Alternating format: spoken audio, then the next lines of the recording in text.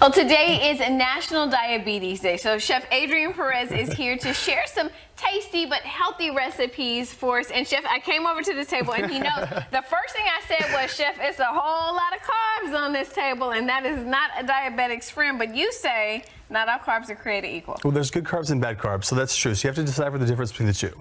So, you've got low glycemic carbs and then fast digesting carbs. And low glycemic carbs will digest slowly, give you energy all day long, and those are usually products that are in their whole entirety. So whole grain wheat, whole fruits, anything that hasn't had any sugars or hasn't been processed.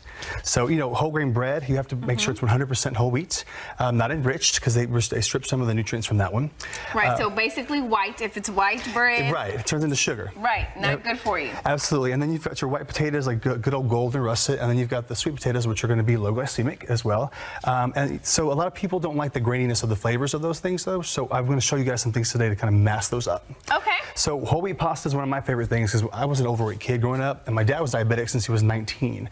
So it kind of, it's close to home on that one. So the whole wheat pasta, I just toss in a strong red tomatoes, a lot of garlic, olives, things that are really potent. They'll stand up to that graininess of them.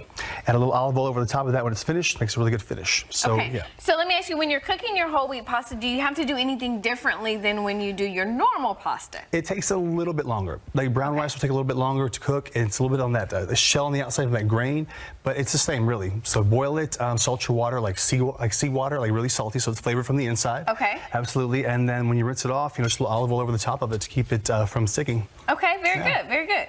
And sweet potatoes, that's one thing I'm really passionate about, because a lot of people love to do old school stuff like brown sugars or like cinnamons. Oh, when I make sweet potatoes, there is nothing healthy about them. Well, I'm over that one. So I do salt, pepper, garlic, and olive oil on mine. So I saute them up in cubed with skin on, so the skin gets nice and crispy. And then the sea salt brings out a little sweetness in them, and then the garlic and pepper give it a savory instead. So that's how I serve mine every Thanksgiving. Okay, so wait, say that again. Say it slowly. You serve them with, how do you do it? So keep them up, fry them in the pan with a little extra virgin olive oil, nice and buttery, and then a little bit of salt to contradict the sweet, and then the salt, pepper, garlic kind of gives it savory. So no cinnamon. No butter. No you sugar. can do butter if you want to do butter. That's fine with me. I'm just saying, if I want to go healthy, I go all the way. No cinnamon. Nutmeg. It's old school. Try something different. No nutmeg. No nutmeg. Oh, yeah. okay. It's good. Don't get me wrong, but we're gonna try it. Yeah, give it a try. We're gonna try it. We're gonna try it after the show, right? And then you got to think about just things like your whole grain rice. Again, anything that's enriched has been stripped. It's all the white rice. I think rice comes to this world brown. All of it does is brown rice. They strip away that shell from it and takes away the nutrients. So whole grain brown rice is good. And just from a healthier standpoint, your extra virgin olive oils. There's a ton of them out there on the shelf. So I'm a big advocate for olive oil. I love good extra virgin. So there's some things to look for when you're looking for one. For instance, anything that's processed may say extra virgin on the bottle, but it's only a proportion of its extra virgin. So they mix olives from all over the region. So check out where the olives come from on the side of the bottle. A low acidity. For olive oil to be truly extra virgin, it has to be a 0.5 or less acidity. So they'll say it on the bottle if they're proud of it. Like this one, the Atavia's got a 0.4. And what that means is it's just going to take away that bitterness, that bitter flavor that you have, and it really is extra virgin olive oil. So that's something you want to look for on the bottle. And just the color alone. So olive oil should be like a rich, beautiful dark green color, very vibrant, and it should smell fruity. So, because it is the fruit, it's a juice of a fruit from a tree, technically, right? Right. So something that's been processed has been mixed with other things and treated with a bunch of peroxides to take away all that rotten olive flavor. So it's thin and yellow, kind of like that. See that? Interesting. A bit runny, yeah. Interesting. So some good things. And dark bottles, glass bottles are always good for olive oil as well. Okay. Noted. So when it comes to sweet things, you've got a lot of sugar substitutes out there.